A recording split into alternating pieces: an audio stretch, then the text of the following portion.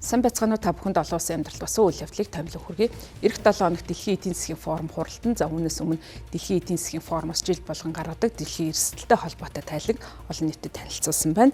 Дэлхийн эдийн засгийн форумоос гаргадаг дэлхийн эрсдлийн тайланд дэлхийн доктортой байдалд учирч болшгүй хамгийн том эрсдлийг лав гарагт олон нийтэд танилцуулсан. За тайлан гаргахдаа 1000 гаруй шинжээчдийн саналыг авсан байгаа юм байна. Судалгаанд оролцогчдын 18% нь худалдаа хөрөнгө оруулалт, хориг, аж үйлдвэрийн бодлогыг геополитикийн өрсөлдөгчийг хязгаарлах нөлөөллийн хүрээгээ тэлэх стратегийн зэвсэг болгон ашиглахыг илэрхийлсэн гео эдийн засгийн сөргөлдөөнийг дараагийн 2 жилийн хугацаанд дэлхийн хямралд өртөөлөх хамгийн их магадaltaй ноцтой өдөөгч хүчин зүйл гэж тодорхойлсон байна. За дэлхийн эдийн засгийн форумын гүйцэтгэх захирал Саида Захади тарифын өсөлт, гадаад хөрөнгө оруулалтанд тавьж байгаа хяналт шалгалт, чухал ач холбогдол зэрэг нөөцийн нийлүүлэлтэнд тавьсан хатуу хяналтыг гео эдийн засгийн сөргөлдөөний жишээ болгон дурдсан байна. Тайлан тодорхой улс орнуудыг шууд зан нэрлээгүй боловч Америкийн нэгдсэн улсын ерөнхийлөгч Дональд Трампын засаг захиргааны зүгээс худалдааны түншүүдтэй түрэмгий тариф ногдуулснаар өрсөлдөгч гүрнүүдийн хооронд худалдааны дайн дахин сэргсэн байгаа учраас өнгөрсөн жилийн тайланд гео эдийн засгийн сөргөлдөөн 9-р байранд байсан бол энэ удаа тэргүүн байранд орсон байна. За дэлхийн ертөнцид тулгарч байгаа аюул дотроос олон талт хамтын ажиллагаанаас ухрах байдал ажиглагдсан эдийн засгийн хэрэгслүүдийг геополитик стратегийн зэвсэг болгох нь улам бүр нэмэгдэж байгаа. Өрсөлдөөний шинэ үе рүү шилжиж байгаа учраас гео эдийн засгийн сөргөлдөөний эрсдэл нэмэгдэж байгааг уг тайланд онцлон дурдсан байна.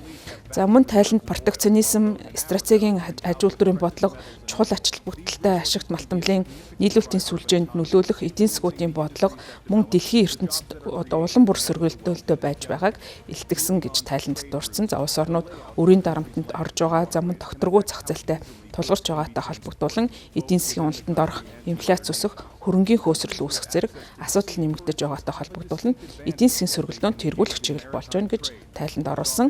Мөн тайланд богино хугацаанд худал мэдээлэл, ташаа мэдээлэл, нийгмийн турширлыг 2-3 дугаар байранд тулгымцсан асуудал гэж оруулсан байгаа юм байна. Байгаль орчинтой холбоотой асуудлуудыг харин эх 10 жилийн хугацаанд хамгийн ноцтой аюул учруулна гэж үзэж байгаа. Үүнд цаг агаарын эрсдэс байдал, биологийн олон төрөлт байдал алдагдж байгаа байдал мөн экосистемийн сүрэл, дэлхийн системд ноцтой өөрчлөлт орж байгаа зэрэг нь бол хамгийн ноцтой урт хугацааны эрсдэл болно гэдгийг тайланд дурдсан. За мөн судалгаагаар эрчим хүч, ус, дижитал систем зэрэг чухал дэд бүтцийн дасалтыг дараагийн 2 жилийн хугацаанд 22 дугаар байранд, за мөн дараагийн 10 жилийн хугацаанд 23 дахь том эрсдэл гэж үнэлсэн байна. За эх 7 хоногт Давост энэхүү дэлхийн эдийн засгийн форум болон за энэхүү жил тутмын уулзалтанд улс төр бизнес, иргэний нийгмийг төлөөсөн олон мянган өндөр албан тушаалтнууд оролцсон. За түүний дотор 60 гаруй улсын төр засгийн тэргүүнүүд цуглахаар төлөвлөж байгаа юм байна. За форумын хувьд энэ жилийнхэн сэдв нь харилцан яриа хэлэлцээрийн амин сүнс гэсэн ийм сэдвийн тоор болох юм байна. За энэ удаагийн уулзалтын хамгийн гол зочноор Америкийн нэгдсэн улсын ерөнхийлөгч Дональд Трамп оролцсон. За мөн Германы канцлер Фридрих Мерц, Бүгд найрамд Хятад ард улсын ерөнхий сайдын орлогч